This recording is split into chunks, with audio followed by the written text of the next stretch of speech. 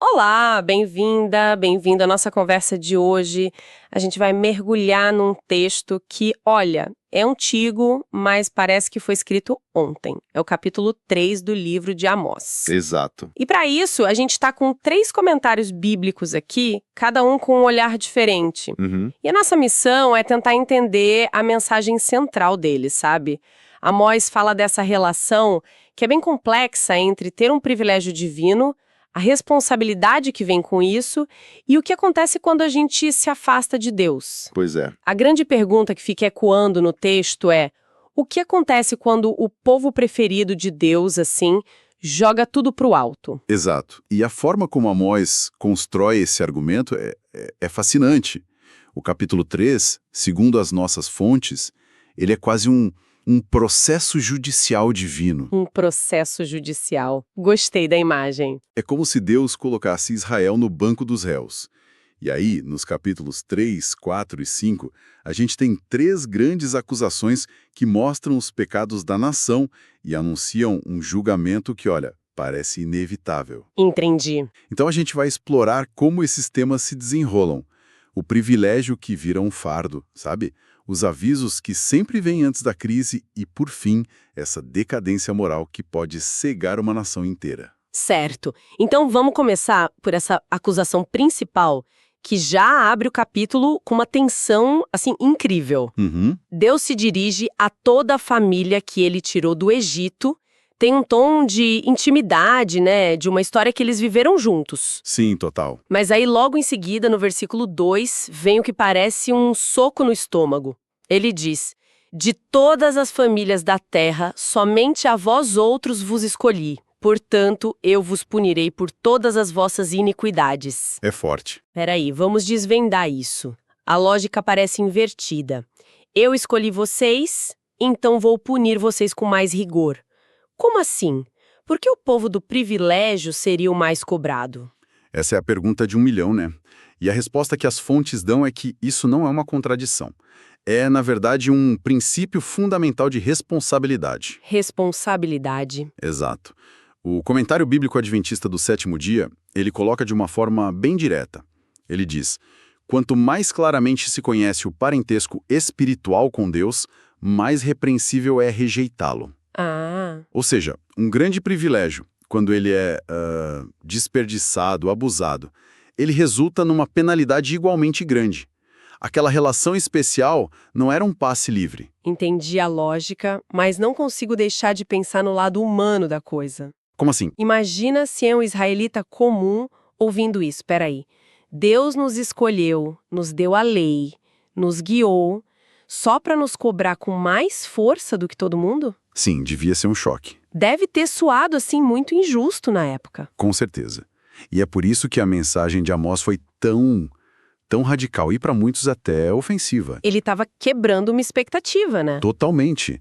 Ele estava subvertendo aquela ideia popular de que ser povo escolhido era sinônimo de proteção incondicional. Ebertot Tarmi, outra fonte nossa, reforça isso. Que ele diz: Que o chamado para uma missão divina nunca é uma licença para pecar.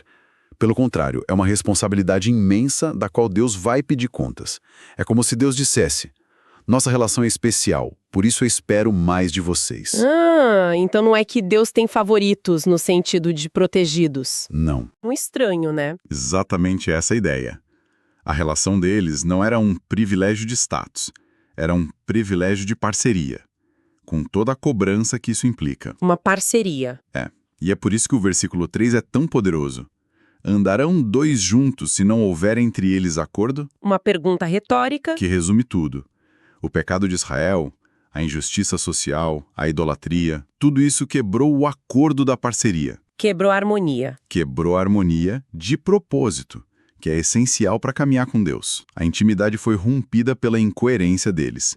E a consequência? Bom, a consequência de uma parceria quebrada é a dissolução, que nesse caso vem como juízo. Ok, a parceria foi quebrada, o julgamento é a consequência.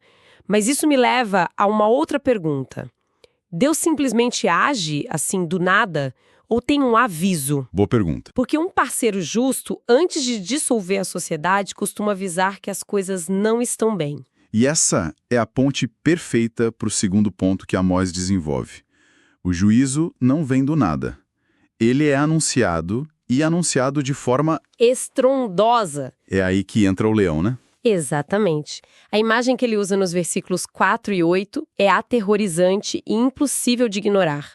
O rugido de um leão. Amós pergunta: rugirá o leão no bosque sem que tenha presa? A resposta é óbvia. Claro que não. O rugido do leão não é um som aleatório. É um sinal de que o ataque é iminente. E é aqui que a coisa fica bem interessante. Ele conecta esse rugido direto com a profecia.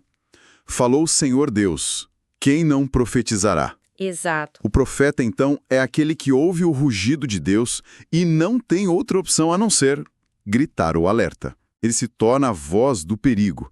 Uma das fontes até menciona que Amós foi acusado de traição por pregar contra a elite, contra o rei. Nossa, traição. Sim, porque, na visão deles, ele estava agindo contra os interesses da nação. Mas do ponto de vista de Deus, ele era o alarme de incêndio. Perfeito. O alarme de incêndio. E a urgência dele está ligada a um princípio que é talvez um dos versículos mais importantes sobre profecia em toda a Bíblia. Amós 3, verso 7. Que diz o quê? Certamente o Senhor Deus não fará coisa alguma, sem primeiro revelar o seu segredo aos seus servos, os profetas. Ou seja, não existem surpresas.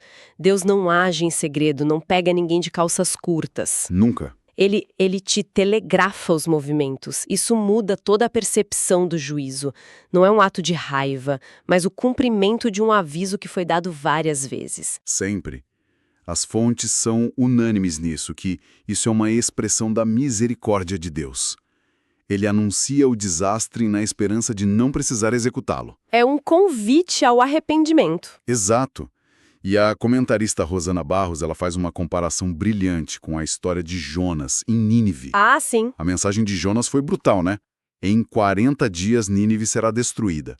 Um anúncio de juízo puro e simples. E Nínive nem era o povo de Deus, era a capital de um império inimigo, um lugar que a Bíblia descreve como espiritualmente ignorante. Precisamente. E o que aconteceu? Aquela mensagem dura, aquele aviso, levou uma cidade pagã inteira a se arrepender. Do rei ao cidadão mais simples.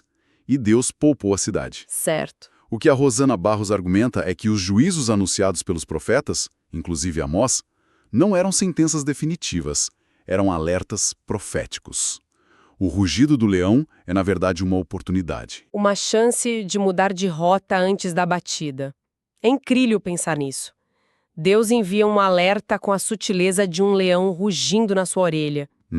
E a resposta de Israel é nada. O que nos leva à pergunta inevitável. Como é que eles não ouviram? O que estava acontecendo em Samaria, a capital, que deixou todo mundo tão surdo? E é aí que as fontes pintam um quadro, assim, assustador da sociedade da época. Israel vivia um período de enorme prosperidade econômica. Aparentemente tudo ia bem, então. Aparentemente. Mas era uma prosperidade superficial e corrupta. A Rosana Barros descreve Samaria como a capital da depravação e do luxo. Amós menciona as casas de verão, casas de inverno e grandes casas ornadas com marfim. Ostentação pura. Ostentação financiada pela injustiça. Era um luxo que tinha um custo humano altíssimo. Um custo devastador, pelo jeito. Com certeza. O comentário bíblico adventista destaca a ironia amarga do versículo 9. O profeta convoca as nações pagãs, tipo Egito e Filícia, para serem testemunhas. Testemunhas do quê? Do que acontecia em Samaria. Ele diz: venham ver os grandes tumultos e a opressão no meio dela. A situação era tão absurda que até os inimigos de Israel, conhecidos pela própria brutalidade, ficariam chocados. Que vergonha. Chamar os vizinhos pagãos para ver a sua roupa suja. Mas o problema ia além da corrupção social, né? Amós parece diagnosticar algo mais fundo. Muito mais fundo.